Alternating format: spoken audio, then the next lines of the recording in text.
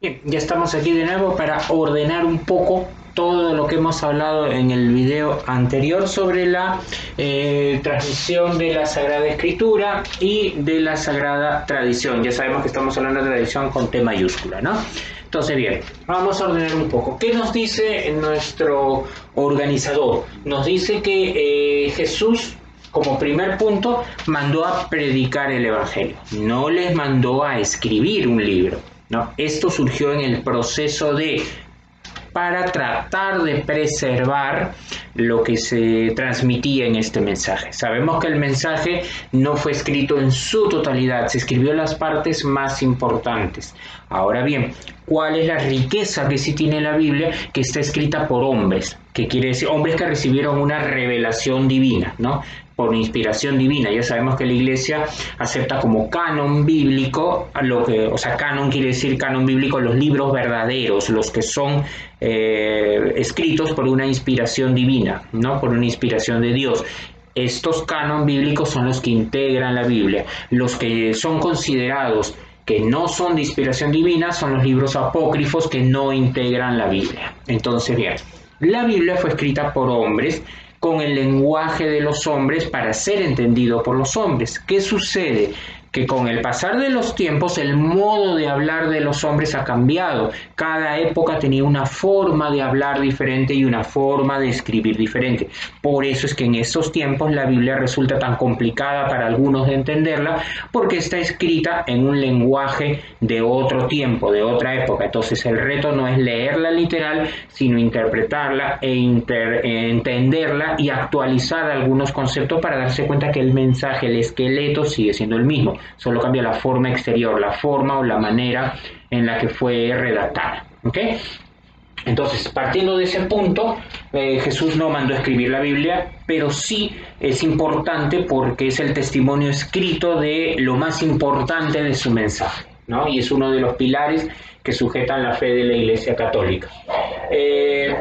La revelación. ¿Qué es una revelación? Es una manifestación de Dios y de su voluntad acerca de nuestra salvación. Él se manifiesta de alguna manera. Ahora bien, las manifestaciones pueden ser directas, o sea, directamente entre la persona, entre el humano y la deidad, o pueden ser a través de un emisario.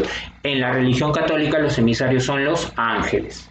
Las personas que reciben una revelación divina reciben la categoría de místico, es un místico. Y los que reciben algún mensaje o un don para poder predecir cosas o hablar en su nombre hacia cosas que vengan después son los profetas. Todos los que reciben una revelación divina son místicos, todos. Pero no todos los místicos son profetas, no todos reciben ese don, no simplemente algunos místicos solo reciben un mensaje y lo transmiten o un encargo a cumplir, nada más. Bien, entonces, claro, hasta ahí vamos a hablar un poco de cómo esta revelación puede ser manifestada, transmitida y quién la cuida. ¿Okay? Vamos a desglosar un poquito ahí. ¿Cómo se manifiesta? La revelación se manifiesta, dijimos, de dos maneras. De manera natural, o observando las cosas que nos rodean, o una revelación sobrenatural o divina. Vamos a hablar un poquito de la revelación natural. Yo tengo acá un texto que te lo voy a leer, que es chiquitito, que dice: la revelación natural. Es un texto que está en Romanos 1, 19, 20 y nos dice Pablo, el apóstol Pablo: todo aquello que podemos conocer de Dios, Él mismo se lo manifestó, pues si bien a Él no lo podemos ver, lo contemplamos por lo menos a través de sus obras, puesto que Él hizo el mundo y por sus obras entendemos que Él es eterno y poderoso. Entonces, ¿qué nos dice ese texto? Que a través de la observación de todo lo creado y de todo lo que nos rodea y del cuidado que se tiene que tener de todas estas cosas creadas por Dios y que forman parte de la naturaleza, pues podemos sentir un poco la revelación de Dios. Se revela y está presente en todas las cosas que Él creó y que están a nuestro alrededor y a nuestro alcance. ¿Cuál es la segunda revelación? La revelación sobrenatural o la revelación divina, que puede ser, que se dio, mejor dicho, de tres maneras: por contacto directo, ya sea con los místicos o con un profeta antiguo como Abraham y como tantos otros que hubieron en la Biblia, y que se transmitió a través de un mensaje o de encargos o de cosas que tenían que hacer, ¿no? Por ejemplo, Moisés recibió el encargo de liberar al pueblo de Israel. José, que recibió el encargo de aceptar a María, y después recibió el encargo de salvar al niño cuando Herodes lo quería eliminar. Que otros místicos hubieron, los reyes de Oriente recibieron el mensaje de que no debían transmitir el lugar donde se encontraba el nacimiento, y así diferentes místicos han recibido algún mensaje que les sirve para algo, ¿no? Para cumplir un determinado encargo. La segunda revelación sobrenatural es por medio de su Hijo Jesús. Dios se manifestó a través de su Hijo, trajo un mensaje de salvación, independientemente de que viniera a sacrificarse, trajo un mensaje, ¿no? Este mensaje tenía un objetivo, venía a hablar de nuestra salvación, venía a hablar de la salvación y de lo que era el Cordero de Dios. Ya hemos hablado hace un rato, cuando hablamos de Abraham, del sacrificio del Cordero, ¿verdad? En ese tiempo se rendían homenajes de esa manera. Y finalmente el envío del Espíritu Santo.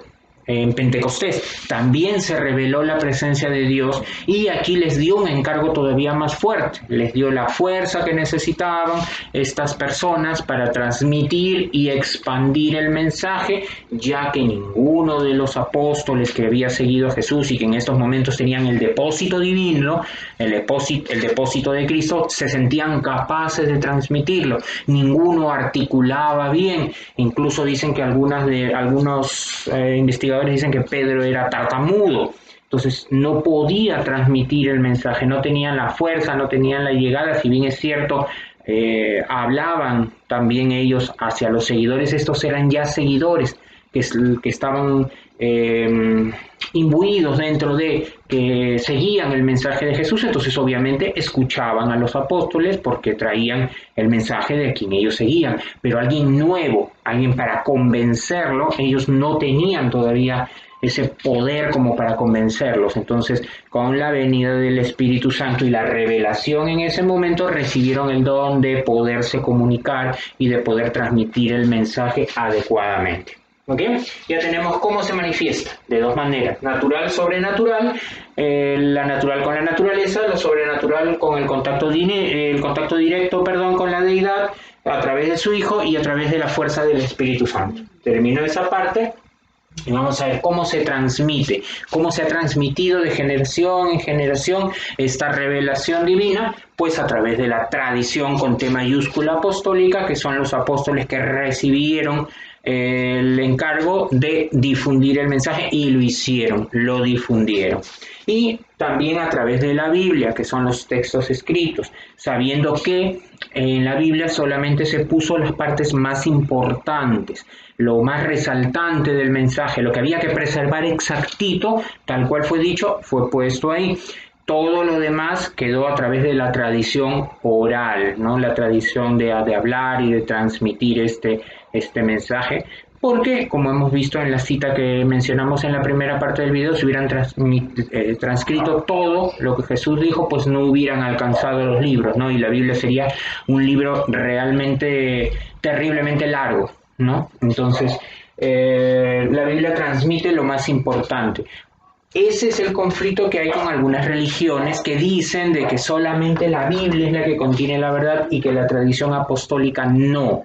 Entonces, esta versión o esta idea de que la Biblia sola y exclusivamente es la que transmite la revelación divina surgió en el protestantismo, cuando la Iglesia entró en una etapa de reforma, cuando salió la reforma luterana de Martín Lutero y salió de ahí Juan Calvino, sacando el calvinismo, el anglicanismo, y todas las iglesias protestantes reivindicaban esta reforma diciendo de que la Biblia era el único medio de mantener viva la revelación de Dios y que no había otro medio más que solamente la Biblia y que se podía hasta prescindir de la iglesia, no era necesario ir a misa, no era necesario confesarse, no eran necesarios los intermediarios, que a través de la Biblia las familias en sus casas podían hacer su pequeña iglesia y que se confesaban directamente hacia Dios y que no necesitaban transmitírselo a otro hombre, a un sacerdote, ¿no?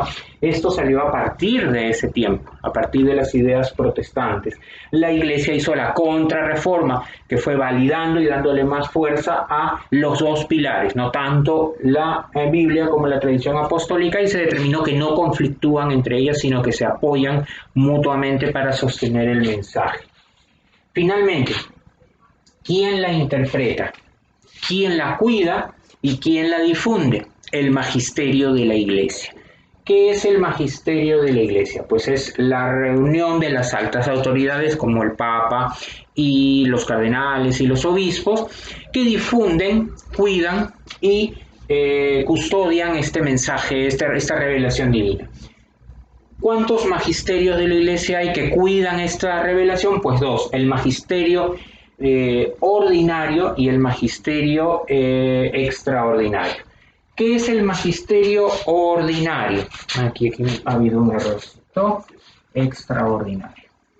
Entonces, el magisterio ordinario es el que ve las cosas que son importantes dentro de la iglesia, pero no son verdades obligatorias. O sea, que habla mayormente de la fe y de las tradiciones o de las costumbres. Por ejemplo, las procesiones es una costumbre, una fe, una tradición con T minúscula, pero que no te fuerza de alguna manera a la iglesia a que las cumplas. Te dice que son importantes, que asistas, pero que no son verdades de la iglesia trascendentes dentro de la revelación. Y el misterio extraordinario sí ve las verdades, es decir, los dogmas, los dogmas de la fe, que son determinadas por un concilio ecuménico. ¿Qué era un concilio ecuménico? ¿Recuerdas? Es una reunión de altas autoridades eclesiásticas para solucionar un problema que esté atravesando la iglesia o para modificar algo. Si hay alguna amenaza alrededor de la iglesia, tiene que reunirse el concilio ecuménico para determinar qué estrategia van a hacer, como cuando fue la iglesia protestante y hicieron la contrarreforma de la reforma, cómo evitar que esta reforma avanzara. Si es que, por ejemplo, quieren modificar algo de la iglesia, pues se reúne el concilio ecuménico. Si el papa fallece y hay que elegir un nuevo papa, se reúne el consejo ecuménico, hacen una elección, una votación y se elige al nuevo papa. Los concilios ecuménicos son los que han dado toda la estructura de la iglesia en lo que se cree y no se cree, las verdades, las falsedades, lo que está bien, lo que está mal.